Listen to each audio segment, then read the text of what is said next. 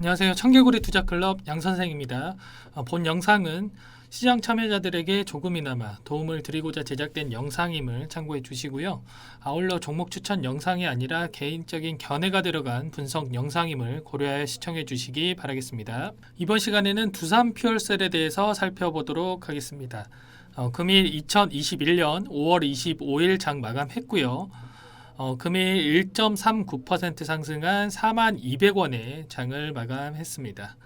오랜만에 외국인들이 다시 이제 매수세가 유입이 되면서 양시장 반등에 성공한 모습이고요.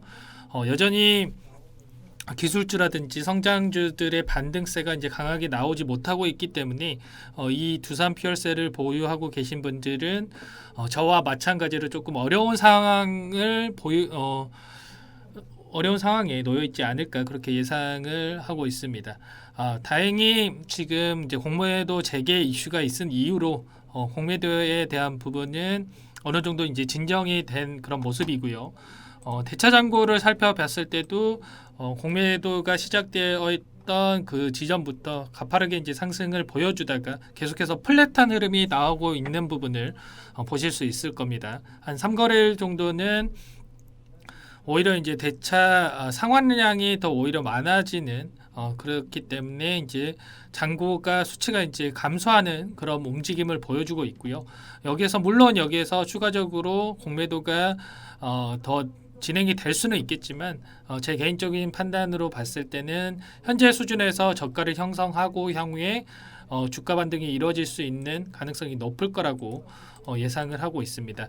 결과적으로 지금 기술주라든지 성장주가 조정을 받고 다른 타 종목 섹터들에 비해서 조정을 받고 있는 부분은 결과적으로 금리 인상이라든지 아니면 연준에서 이제 테이퍼링에 대한 논의가 이루어질 가능성이 높다라는 그런 우려감에 따른 부분으로 볼 수가 있겠는데 금리 인상을 했을 경우에 왜 성장주나 기술주가 하락 가능성이 높냐라고 봤을 때는 단순하게 생각을 해보면은 성장주라든지 이러한 부분들이 미래를 보고 기술 개발이라든지 그런 미래 산업에 집중되어 있던 그런 종목들이 많기 때문에 이러한 기업들은 당연히 이 자금들을 빌려와서 기술 개발이라든지 이런 부분들을 진행을 할 수밖에 없는 거고요. 금리 인상이 됐을 때는 이 빌려왔던 자금들에 대한 금리 이런 이자율이 높아질 수밖에 없는 거겠죠.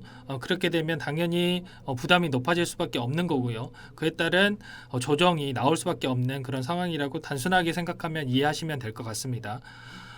제가 이제 기존의 영상에서도 말씀을 드렸었는데 기술주라든지 성장주라든지 이러한 관련 섹터들의 경우에는 하반기로 갈수록 좀 반등 가능성이 높다라고 이렇게 말씀을 드렸는데요.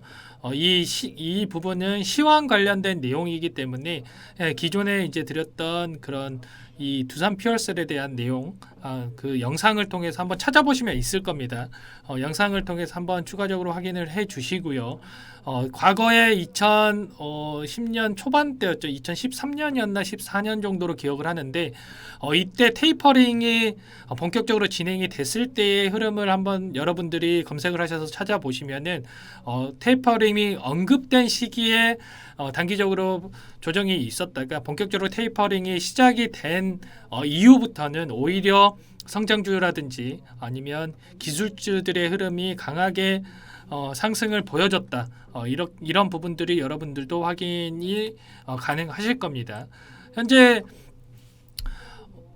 기술주라든지 성장주가 조정이 지속적으로 이루어지기 위해서는 장기 채권 금리가 상승을 해야 되는 부분이 확인이 돼야 되는데 지속적으로 미국 10년물이라든지 아니 30년 국채 금리가 어느 정도는 안정세를 유지를 하고 있는 모습이기 때문에 여기에서 추가적으로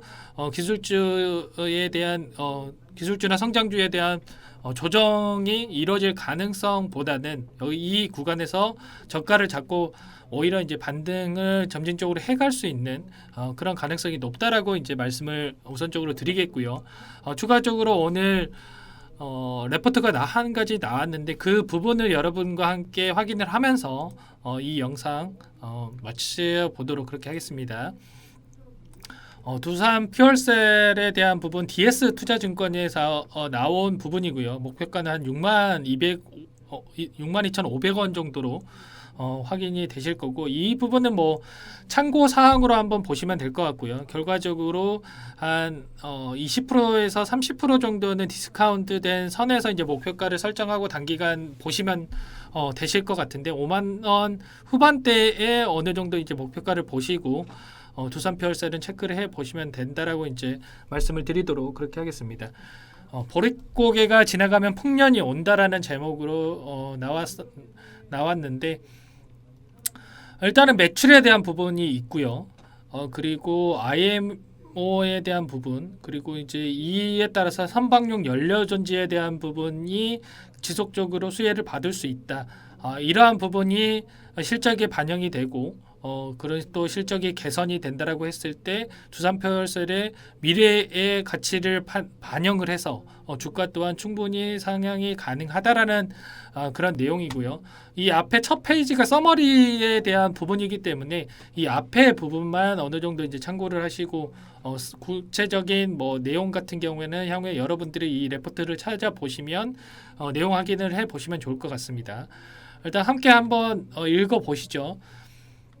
목표 주가는 정부의 수소경제 활성화 로드맵에 따른 국내 연료전지 시장의 성장과 각국 정부의 친환경 정책으로 글로벌 수소경제 활성화 가시성이 높아지고 있는 점을 감안해서 산정을 했다라고 이렇게 이야기를 하고 있네요.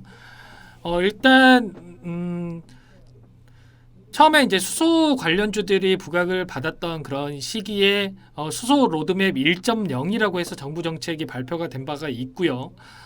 향후에 2분기 6월이었죠. 6월 정도 또는 이제 늦어도 3분기 안에는 수소 로드맵 2.0이 발표될 것으로 예상을 하고 있기 때문에 해당 그런 내용들이 발표가 되고 추가적으로 이제 수소 연료에 대한 필요성이 계속해서 이제 부각이 된다라고 봤을 때는 이 가치를 넘어서 테마로서 또 형성이 되면서 우리가 기대하는 또 급등하는 흐름도 나와줄 수가 있기 때문에 이러한 부분을 감안해서 한번 생각을 할 필요가 있는 거고요.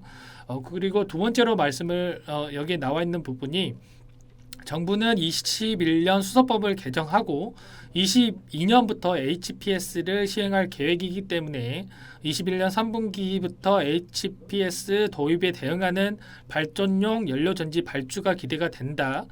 정부가 목표하는 40년 국내 8기가와트 발전용 연료전지 설치를 감안을 했을 때 2023년 실적은 매출액 1조 3,422억 원, 그리고 영업액 1,357억 원으로 추정이 되고 있다. 이렇게 이제 나와 있고요.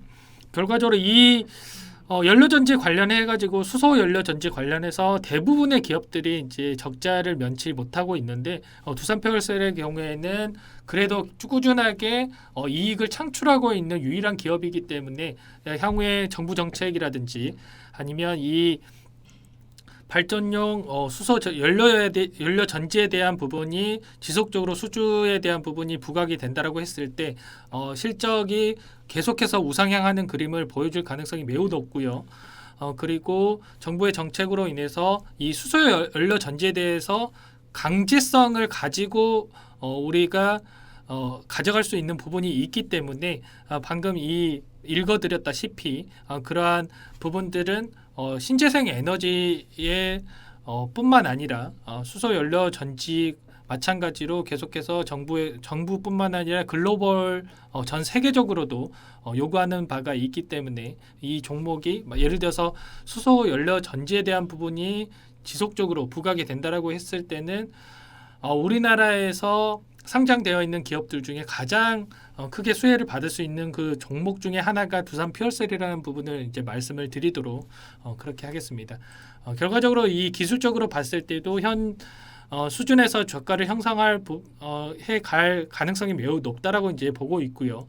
단지 여기에서 어느 시점에서 주가 반등이 크게 이루어질 수 있느냐가 핵심이 될 수가 있겠는데 당분간의 단기간의 급등을 보여줄 가능성보다는 현 수준에서 저가를 형성하면서 지속적으로 횡보를 보여주었다가 한 3분기 이후부터 본격적으로 반등이 가능하지 않을까 그렇게 예상을 하고 있으니까 이 부분을 감안해서 보유 중이신 분들이나 아니면 아직 미보유하고 계신 분들이 접근하실 시기를 어느 정도 체크를 하시고 대응을 한번 해 보시기 바라겠습니다.